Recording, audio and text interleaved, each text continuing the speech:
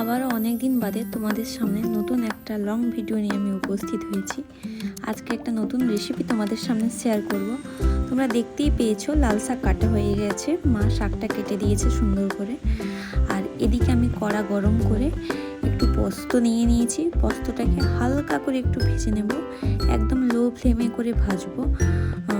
দেখো একদম হালকা করে জাস্ট একটু বাদামি রং হয়ে গেলেই আমি তুলে নেব। এরপর কড়াইতে আবার অল্প একটু তেল দিয়ে আমি চিনে বাদাম ভেজে নেব। আমার বাদামের তুলনায় একটু তেলের পরিমাণ বেশি হয়ে গেছে, সেক্ষেত্রে তোমরা পরে তেলটাকে কাজে লাগাতে পারো। আমিও সেভাবে কাজে লাগিয়েছি। বাদামটাকেও হাই ফ্লেমে ভাজা যাবে না, একদম লো ফ্লেমে ভাজতে হবে। বাট আমি হাই ফ্লেমে ভেজে ফেলেছি, যার কারণে একটু বেশি ভাজা হয়ে গেছে। আর এদিকে মা সাইডে বড়া করছিল, তারই একটু ক্লিপিংস তোমাদের সামনে তুলে ধরলাম। আর দেখো আমার বাদামটা কতটা বেশি ভাজা হয়ে গেছে নিশ্চয়ই বুঝতে পারছো। আবারও একটু তেল দিয়ে আমি বড়িটাকে ভেজে নেব। এই বাদাম আর বড়ি ভাজতে যাটুকু তেল লেগেছে, নাহলে কিন্তু সেভাবে তেল দিইনি। যাই হোক, তোমরা পুরো রেসিপিটা দেখতে থাকো, দিলে বুঝতে পারবে আমি কোথায় কীটা করেছি। এই রান্নাটা কিন্তু টোটালি অনুষ্ঠান বাড়ির স্টাইলেই হবে।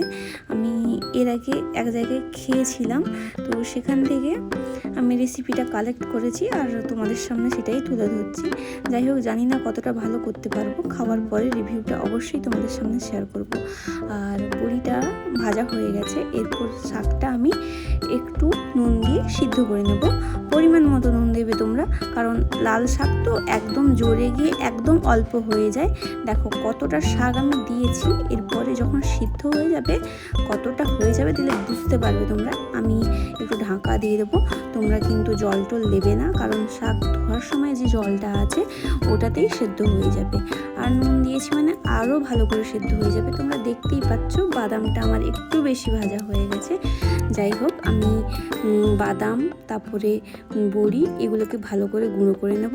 আর একটু রসুন ছাড়িয়েছিলাম, তোমরা দেখেছো, রসুনটাকেও একটু থেতো করে নেব লঙ্কা দিয়ে।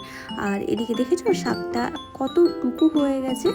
আর আমি এরপর কড়াইতে তেল দিয়ে দিব, দিয়ে রসুনটাকে দিয়ে দেবো ভাজার জন্য। যেভাবে শাকটা ছোঁকা হয়, যেরকম আমরা কলমি শাক বা আলাদা কোনো শাক যেভাবে ছোঁকি, সেরকম ছোঁকার জন্য অল্প একটু তেল দিয়ে তেলটা গরম হয়ে এলে রসুন আর লঙ্কাটাকে দিয়ে দেবো, সঙ্গে দিয়ে দেবো শাকটাকে।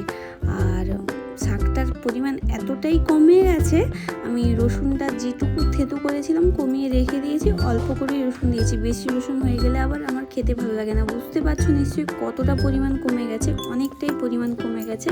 এবং আমার মশলার পরিমাণও বেশি হয়ে গেছে। মশলা বলতে এখানে আমি বাদাম, পোস্ত আর বড়ির কথাই বলছি। যাই হোক, এখানে আমি পরপর একে একে করে মিশিয়ে দেব। তোমরা চাইলে এর সঙ্গে একটু চিনি অ্যাড করতে পারো, বাট আমি করিনি। জাস্ট এগুলো মেশানোর পর আমি যখন ভিডিওটা করছি তোমরা দেখো, আমি কড়াইতে ধোঁয়াটা উঠছিল বলে তোমরা লালের রঙটা বুঝতে পারোনি। লাল শাকের যে আসল রঙটা কিভাবে ফুটে উঠেছে তোমরা জাস্ট দেখো। জাস্ট ওয়াও, তোমাদের কেমন লাগলো জানিও। টাটা।